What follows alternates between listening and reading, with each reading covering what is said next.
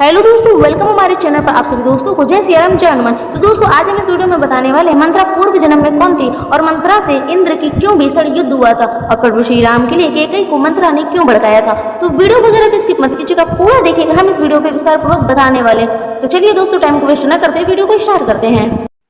अयोध्या वासियों को जब पता चला कि उनके प्राण प्रिय राजकुमार राम का राज्याभिषेक होने की वजह उन्हें 14 वर्ष के वनवास के लिए भेजा जा रहा है और इन सब के पीछे कैकेयी की दासी मंथरा का हाथ है, तो वो सब मंथरा पर कुपित हो गए और उन कुपित अयोध्या वासियों ने श्री लोमस जी से पूछा, प्रभु इस मंथरा का ही राम से विरोध क्यों है, जबकि पशु पक्षी जड़ चेतन वृक्ष आदि तक हमारे राम के प्रेमी हैं। यह मंत्र जन्मांतर में प्रहलाद की पौत्री तथा विरोचन की पुत्री थी। उस जन्म में भी इसका नाम मंथरा ही था। इसका छोटा भाई बाली जब माता के गर्भ में ही था तब देवताओं ने छल पूर्वक ब्राह्मण का रूप धारण कर विरोचन से अपनी सारी आयु ब्राह्मणों को दान देने की प्रार्थना की। अतः दानी विरोचन ने अपना शरीर त्याग दिया, जिसके बाद दैत्य निराश्रित हो गए। वह मंथरा की शरण में गए। मंथरा ने उनको रक्षा का आश्वासन दिया, जिससे उत्साहित होकर संबर में बाण आदि दैत्य युद्ध के लिए निकले, पर वो देवताओं से हार गए। तब मंथरा देवताओं पर भयंकर क्रोधित हुई और क्रुद्ध होकर उसने नागपाश के द्वारा समस्त देवताओं को बांध लिया। नारद जी ने देवताओं के ऊपर आई इस विपत्ति को वैकुंठ स्थित भगवान नारायण के समस्त निवेदित की। भगवान विष्णु ने इंद्र को अमोघ शक्ति दी, जिससे इंद्र ने न केवल नागपाश के बंधन को काटा, बल्कि उसी शक्ति से इंद्र ने मंथरा को मारकर बेहोश कर दिया। उस दिव्य शक्ति के प्रभाव से मंथरा का शरीर अपंग हो गया, वह कुब्जा सी हो गई। दैत्य स्त्रियों ने भी पीछे से उसका बड़ा उपहास किया। मृत्यु के बाद अगले जन्म में वही उसी रूप में कश्मीर क्षेत्र में उत्पन्न हुई और भगवान विष्णु से प्रतिशोध लेने के लिए कैकेयी की दासी बन गई। उसने राम राज्य की स्थापना में विघ्न डाला, जिसकी वजह से वह सारे संसार में अपयश की भागी हुई। उसका ही भगवान ने अपयश मिलने के कारण कृष्ण अवतार के समय उद्धार किया।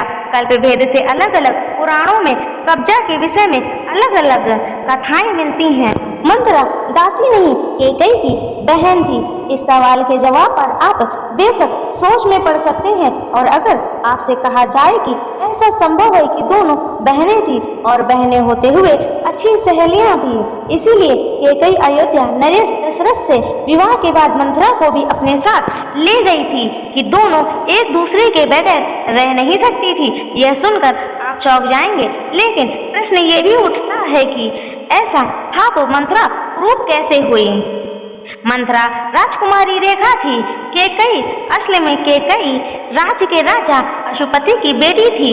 यह कैकेयी राज्य वर्तमान समय के काकेशियन यानी कश्मीर या अफगानिस्तान राजा अशुपति का एक भाई बृहदशव था और उसकी बेटी थी राजकुमारी रेखा।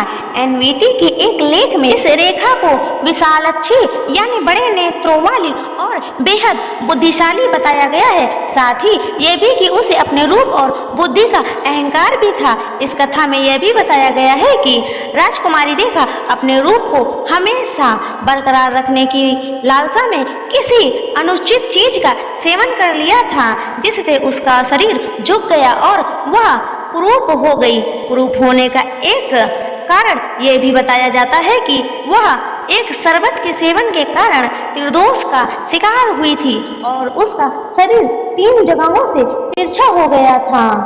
इस व्याधि की शिकार होने के कारण राजकुमारी रेखा को कुबरी मंथरा कहा जाने लगा।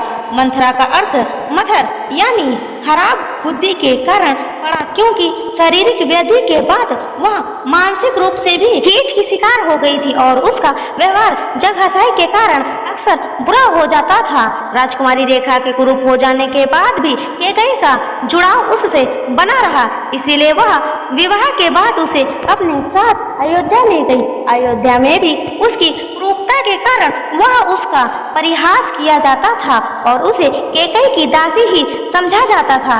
इससे उपजी खिन्नता के कारण ही मंथरा ने अयोध्या के अमंगल के लिए, राम के वनवास के लिए कैकेयी को भड़काया था। धार्मिक कथाओं के कई आधार हैं। इसका प्रमाण आपको इतनी कथाओं से मिल गया होगा। एक और कथा की माने तो रावण और राक्षसों के हाहाकार से डरकर देवता ब्रह्मा के पास पहुँचे। ब्रह्मा ने देवताओं से कहा कि तुम सब रीछ और वानर रूप में पृथ्वी पर अवतार लो और विष्णु अवतार की सहायता करो। दोस्तों, अगर जानकारी अच्छी लगी हो तो वीडियो को एक लाइक जरूर कर दें, चैनल को सब्सक्राइब कर लें। मिलते हैं ऐसे ही नेक्स्ट वीडियो में। तब तक के लिए आप सभी दोस्तों को जय सिया राम, जय हनुमान।